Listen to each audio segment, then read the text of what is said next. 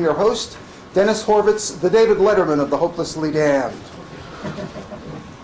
Tonight we want to ask the question, what is the deep, dark secret behind the lure of religion?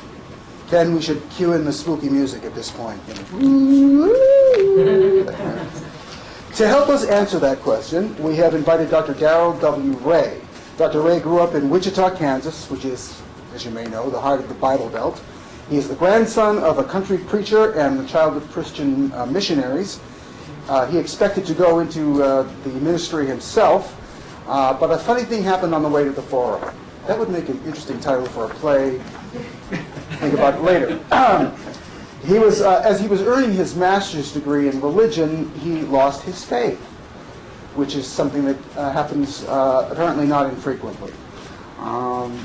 He changed his field instead and got a doctorate in clinical psychology from Vanderbilt University, and he is now a practicing psychologist specializing in organizational psychology, coaching and counseling executives.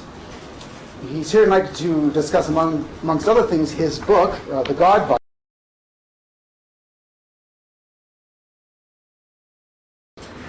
Hypnosis is the purpose of hypnosis technique is to create a quasi-meditative state and relaxation response so that we can pair guilt with the message. So as long as I can get you feeling about, you were saved by Jesus and your sins are what put him on the cross. So I'm pairing a nice, relaxing, or it may not be relaxing, it may be exciting. I mean, you can do it either way, but it's still hypnotic. And then you bring in the guilt message. Guilt is a key component that's delivered through the hypnotic technique. It opens the host to potential infection with God virus ideas. Now remember, a biological virus has to get inside of you and has to find the key to open the cell and go inside to propagate. If it can't find the key, then you're not going to get infected.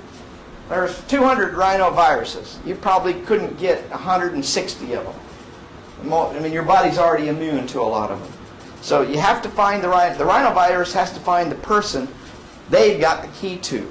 And religions are a lot like that too. You ever ask the question, why did he get Jehovah's Witness? Why didn't he get Mormonism? Why didn't he catch that? He's more susceptible to one particular infection strategy than another infection strategy. So hypnosis is achieved with sermon techniques, with praying techniques. Preachers are great at using hypnosis during prayer. If anybody's gone through one of those pastoral prayers, they pray in church, whoa, you can get a good night's sleep off of one pastoral prayer. By the way, if you've been in church, have you gone to sleep in church? Who's gone to sleep in church? Okay, a few of you have. Right, you were not asleep. You were hypnotized. And here's the proof. Sleep is a loss of muscle tension.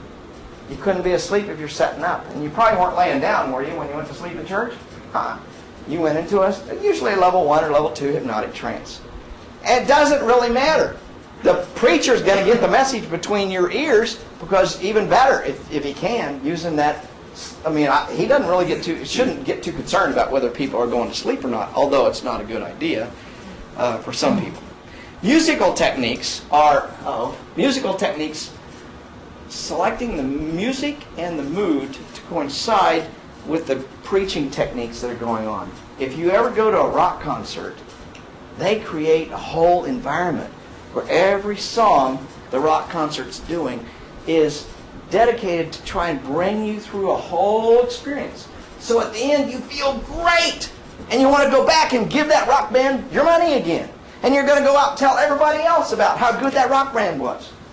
Well, preachers do the same thing. They sequence the music just so people have a full emotional experience. So they come back and they give their money and they give their time. Okay, I'm going to show you a little exercise. This is an opportunity for you to practice some of the skills we're already learning here today. I'm going to divide the group up in two groups. Over here, you guys, your job is to look at number 1, watch the eye patterns of this guy I'm going to show you in a minute, and listen to the long silences, part of the cadence and hypnotic process. So I want you to watch and be able to tell me when I asked for a report back. Over here, you guys. How many times did he repeat himself?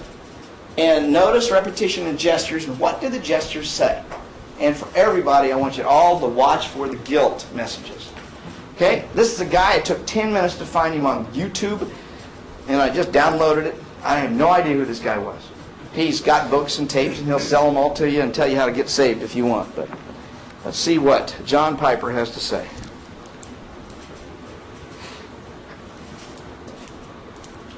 How do you receive the salvation, which I've just passed over, receive the salvation wrought by Jesus Christ on the cross and the resurrection? How do you receive it so that it's yours, so that there's no condemnation, though we have offended His glory every day of our lives? How do you receive that? And the answer in Romans is by faith alone. Faith. Like a little child. Why did God decide to do it that way? Chapter 4, verse 20. Here he's using Abraham as a model. He was before Christ, and we're supposed to read him now and learn how to do what he did after Christ, taking Christ as the object of our faith. So here's what it says about Abraham. Romans 4:20. No distrust made him waver concerning the promise of God, which are all bought by Jesus and filled by Jesus. But he grew strong in his faith, then literally giving glory to God. He grew strong in his faith, giving glory to God. The reason God has ordained, there's probably more than this reason, but let's just say a key reason that God has ordained for you to be saved by faith alone is because when you believe, He is glorified. You see that? Believing Him, receiving like a little baby, puts me in a weak position, Him in a strong position. I'm the needy one, He's the rich one. I'm the foolish one, He's the wise one. I'm the hungry one, He's got the bread. I'm the thirsty one, He's got the water. Faith is empty. And He's full. That's why He did it this way. It's the best news in all the world. That we only have to be empty to be saved. Just have to admit it and then go, fall down. Just fall down. Can anybody fall down? Who cannot fall down? Who cannot be weak? Who cannot be empty? It is not hard to be saved. Unless you want to be God. Full, strong, self-sufficient. It's so beautiful. The way of salvation is by grace through faith is so what? If you're willing to let God be God. So, strong and self-sufficient is out in his church. You know, check your brain at the door. That's the best way to do it. So, I asked you to watch some things during this. I said, watch the eye patterns over here. What eye patterns did you see this group, him engaging in? Yeah. Yeah, he's looking up a lot. He has an audience out here. Did he engage the audience with his eyes? You can't find any place in that 2 minutes that he is actually looking, because he's in a trance himself. He is defocused. In psychology, you call it defocusing. How many, how about the long silences? What are those all about? He had pauses after faith, believe, and God. Yeah, pauses after faith, believe, God. Right. Very good hypnotic technique. Because it kind of sucks you in a little bit. It's meaningless, of course, but it sucks you in nevertheless. Yeah. Yes. When he does not make eye contact with the audience, and he uses, pauses. Yeah. Doesn't that also kind of create the illusion that he's getting a special message from Absolutely. God? That's right. Because he's speaking from a position of authority. And if you remember the Stanley Milgram experiments back in the 70s, 60s, 70s, where they got people to actually give high voltage electric shocks to people just because a guy in a white coat told them to. Same difference here. This guy says, God is giving me the authority to tell you, and you don't dare question me, because I'm the authority. God gave it to me. How many times does he repeat himself over here? Joe? A lot. He did 4 how do you receive? Yeah, yeah. What is the purpose of repetition? Yeah. Yeah, if you repeat something stupid long enough, people start believing it after a while. If you sat down and did a logical analysis of what this guy says, it makes almost no sense. It makes no more sense than what I did up here in my 1-minute little sermon I gave you guys earlier. How about the guilt messages? Oh, I'm sorry. Notice the repetition in gestures. What about those gestures? What did you see in the gestures? A lot of pounding. Ah, yeah. Right, right. What are those telling you? What does this gesture tell us? Jane? Eh? Exactly. He's pulling God down. He's taking what God's giving him, because he's the authority, and he's very symbolic. Every gesture these guys do is planned and thought through. Now, maybe planned and thought through in the way that you and I would plan things through. They've been watching other ministers who were successful for years. They learned these techniques by watching the guy ahead of them, so to speak. And I'm not here to say that they're doing all this intentionally. I don't believe they're that smart in most cases. What they are is they're good at imitating. So what's successful for Billy Graham, they're going to grab onto, if nothing else, just through the power of suggestion. Last, the guilt messages. And I ask everybody to look at the guilt messages. What guilt messages did you see? You offend God's glory every day. Yeah. Here's the guy that created you, and you offend him just by existing. Isn't that an interesting way to think things through? Good point. There was a lot of guilt messages. That's the most powerful one. You're right, Connor. Very powerful guilt message. All right, so where do you see the speaking style? Besides churches. Yeah. Yes, there you go. Unless if you're singing in a Christian church, everybody feels like they're one. Now, we're all one in trying to murder Jews, or we're all one in trying to be saved for Christ. I mean, it's the same techniques. Yeah. Dennis, yeah. I think with Darrel's technique and others too, by using that massive pageantry, they kind of send two messages at one time. It's like simultaneously, yeah, you're part of the group, but on the other hand, you are nothing. Yeah. Oh, you're just a You're ant. nothing without the group. And we'll squash you if you don't. Squash you. Exactly right. Okay, we're going to move on here and talk about churches, mosques, and temples. These are infection centers where all the channels of infection that we talked about earlier can be brought together for the purpose of emotional manipulation. The place you get most emotionally manipulated are in those kinds of services.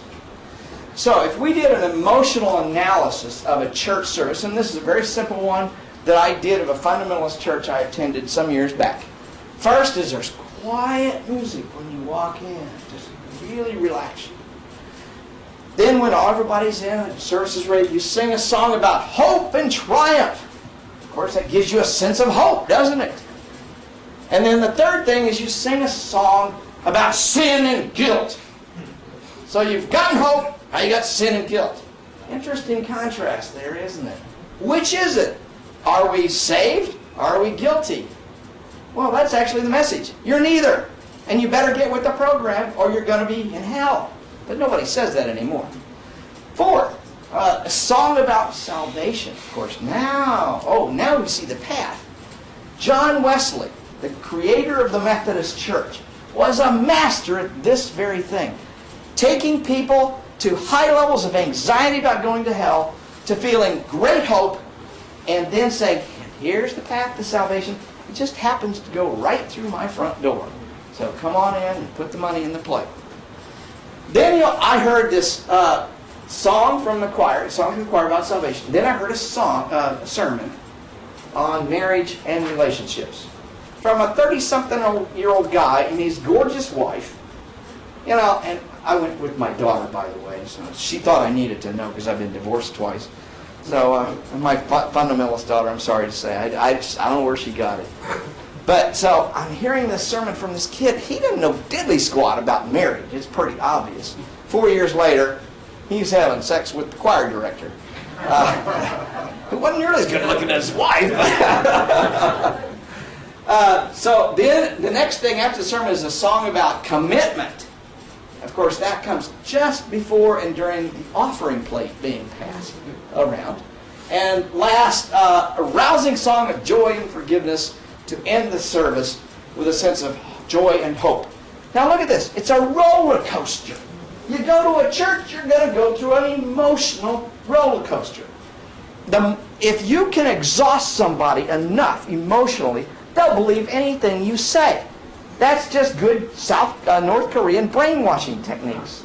Or Soviet brainwashing techniques. Or probably our own CIA brainwashing techniques.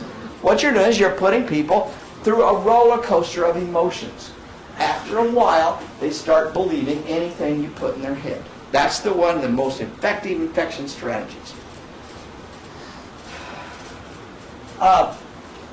This is a music video. These two guys are playing music. Their heads are wired up with 6 channels on each person. You see the synchrony of the brain waves? All they're doing is playing a simple song together, and you can see those brain waves synchronizing perfectly.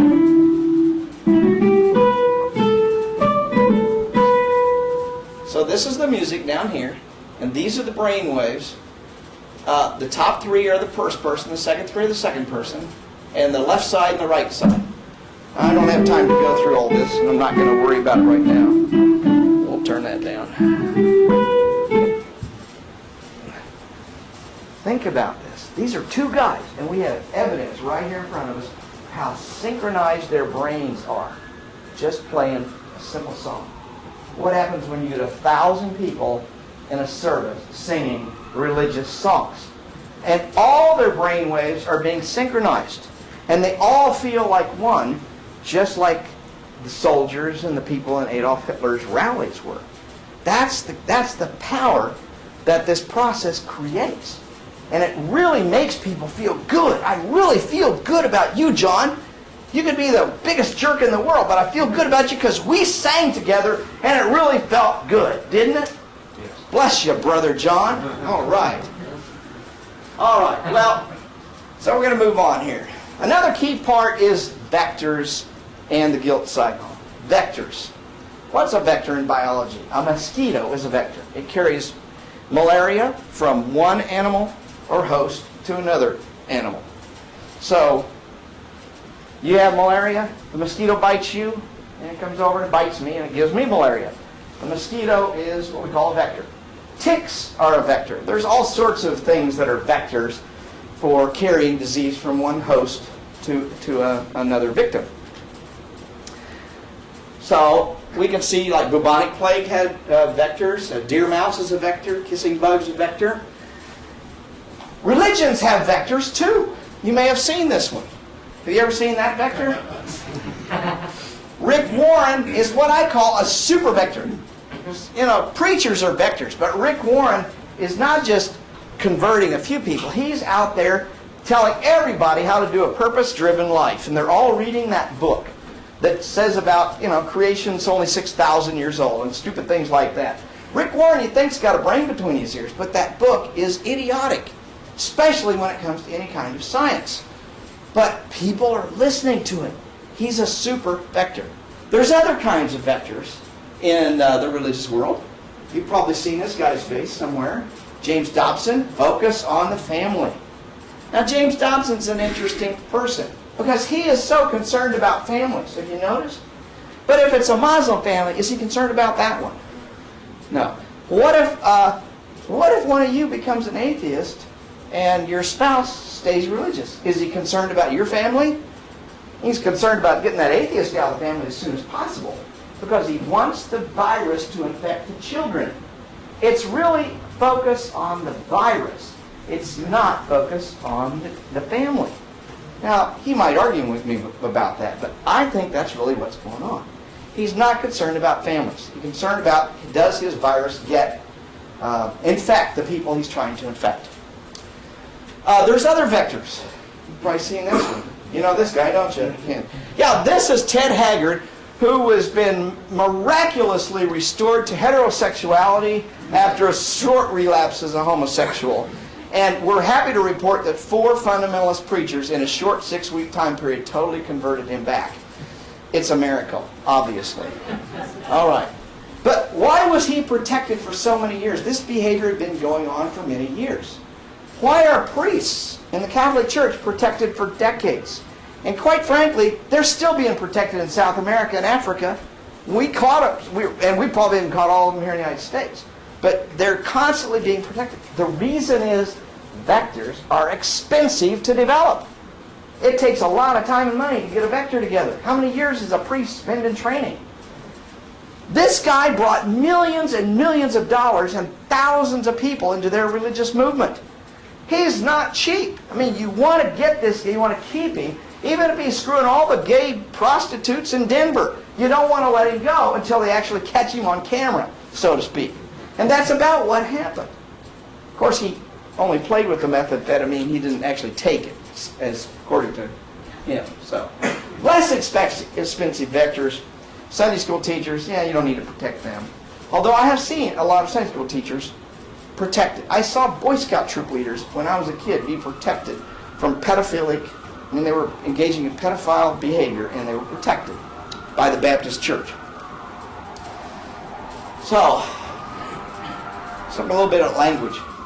What if you listen to the Pope? He's got all sorts of things to say. In September 2007, the Pope said this, in a major speech, Europe has become child poor. We want everything for ourselves and place little trust in the future. His message was to produce more children and prohibit abortion. He claimed that Europe has become immoral and cannot distinguish between right and wrong. Now let me ask the question, did you realize that Europe has become immoral? The murder rate's going up rapidly there. They're raping women all over the place in Europe. Did you know that? I didn't either. But according to the Pope, Europe is now immoral. Of course, their crime rate is far lower than ours. They incarcerate far fewer people than we do. The rape rate is way, way lower. I mean, all sorts of things. So what is he really saying? We want to analyze this message. What does an immoral Europe mean? It means make more Catholic children, damn it, we're falling behind. You think? Yeah, he doesn't care about the murder rate. Do you think, though, he would be happy if atheists started having more children? Or how about Muslims having more children? What if they stopped having abortions for Muslims only? Would he be happy about that? I'm not so sure. Do you remember Pat Robertson and how, just hellfire and brimstone he is against abortion? Do you remember what he said about the Chinese policy of one child? He was very much in favor of it. Abortion's fine in China, but not in the United States. Because see, they're not Christians. That's the difference. So look behind, look between, and what the statement is. I'm going to move on and not spend a lot of time on this. Let's look at guilt. Guilt is one of my favorite topics because everybody's got a good dose of it. We learn it from our parents.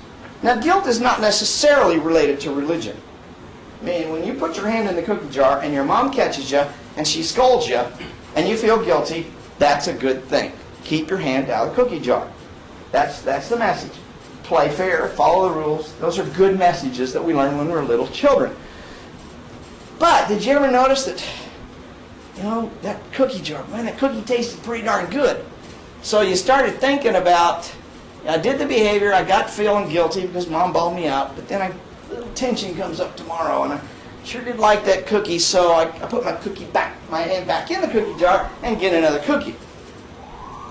Guilt tends to drive behavior. You ever notice that about yourself? The more you feel guilty about something, the more you want it. Yeah, there's a lot of things like that. Well, religion comes along and says, we can help you. And I'm going to use a great example. Masturbation. A lot of us were taught that masturbation is bad and you shouldn't masturbate and you're going to hell. Or at least, I wear glasses. So, or it might make you go blind or whatever. Religion comes along and says, well, we can help you. Jesus can help you not masturbate anymore. So here you're doing a perfectly normal biological function that has a lot of imperative to it. I mean, it's pretty hard. I was talking to a guy that was in one of these classes in these groups I talked to just last week. He had been in Catholic seminary for 8 years. He said the most miserable time. He could only go about 45 days until he had to masturbate. And then he had to go to confession. And then he'd be told, you got to stop that. You got to stop me. Over and over. 8 years of that. Look at that cycle, that emotional roller coaster that's been put through. Religion comes along and it says, you know, you engaged in masturbation, you should feel guilty about it, but Jesus can forgive you.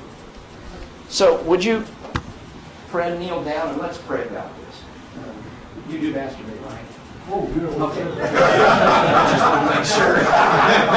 You know, Albert Ellis used to say 98% of the men admit to masturbating, the other 2% are lying.